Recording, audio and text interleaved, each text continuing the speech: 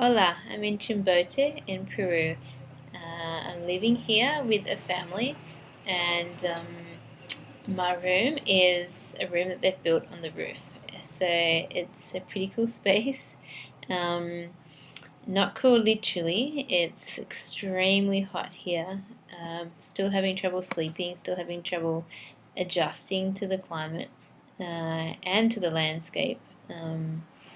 It's just desert here. I had no idea that there were parts of Peru like this, but the entire 7 hour journey, the bus trip from Lima to here, all I saw was sand dunes, and the sand is black. It's just nothing like what I expected. Uh, there are people who are just building like these shacks and living on the sand dunes. I have no idea how they can live in that way, but there are people living in that way. And even here in Chimbote, it's a fairly large city. Where I am, the project is on the fringe, of course, of the city, and so hardly any of the roads are tarred. There's just this dust everywhere. Getting used to being covered in dust. If I leave my window open, everything in my room is covered in dust. Um, I was woken up this morning by the sound of a man sweeping the footpath outside my house. This is just such a great example of what life is like here, like dealing with the dust all the time. It's part of the poverty. It's a big part, I think. They actually have no measurable rainfall in Chimbote. Um, it's so dry. Many of the homes don't have running water. I go to the parish to have my shower, um, which I'm very grateful for. I'm sure all the people around me are also very grateful. And today, especially, because today we hiked up the top of, there's this huge mountain that overlooks the ocean here, and it's a very Catholic area. I'm sure the whole of Peru is very Catholic. And so the people from all the parishes and the Catholic schools made a pilgrimage to the top of this mountain today. There's a beautiful church that they have built, and there are stations of the cross all along the way. So it was a wonderful experience, and the Mass was led by the young people, and it was a great day, but very, very hot. At the moment, I am volunteering with the Catholic parish here, as I said. The project is called Los Amigos. Um, it's run by a priest who's been here my entire lifetime, 35 years. His name's Father Jack Davis. They call him Padre Juan or Juanito. And there's a sister here as well, a presentation sister, Sister Peggy from Ireland originally. She's also been here for a very long time, and both of them are just these larger than life characters. They are so inspiring, and I think it's why so many volunteers come here. They have just really seen and felt the needs here, and just really given their lives over to loving the people here, just where they're at. I came to Mass when I first got here. It was like half an hour after I arrived last Sunday night, and there's just so much life in this Mass. Lots of young people and just so much inclusivity, like people with disabilities on the altar, with different roles with the band and the readings, and like straight away a sense of, there's so much soul in this place. And all week I've just been learning about that. The place that you can give people when you create a community that is family, a community that doesn't judge, that knows that no matter what issues you're facing, or what disabilities you have, or what sicknesses you have, that you are welcome, and not only that you are valued.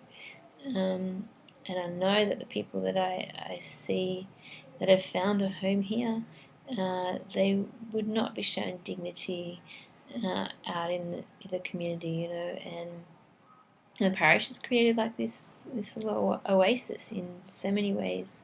Um, and yet it doesn't, just protect people. Like, it's providing so many of the local people, over 100 of them, with jobs because of all the programs that they've started. There's a lot of jobs, and it's just so great to see.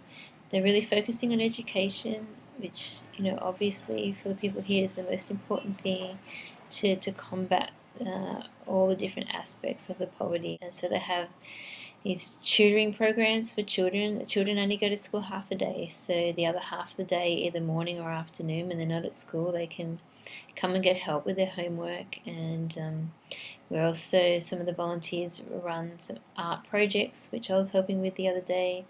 There's a daycare for the small children in the parish, which I've also been helping with, feeding the little babies their lunch, which is fun.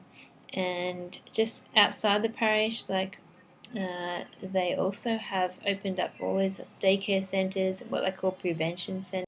And so amazing programs. They have a lot of soup kitchens. They have a women's shelter. They have a hospice. So I have been able to see some things here, and I hope in the next week to be able to experience a lot more of the programs that are happening here. I feel like I'm here to learn more than to serve or contribute, because I'm here for such a short time. That if I was here for longer, I certainly would like to start some different programs, or really get my teeth into some of the existing programs, but I can't really do that in a short time. So I'm just trying to invest myself in the life of this community and to experience and learn from what they're doing here. Another big part of what they do here is accepting and providing hospitality for volunteers, and they do that really, really well.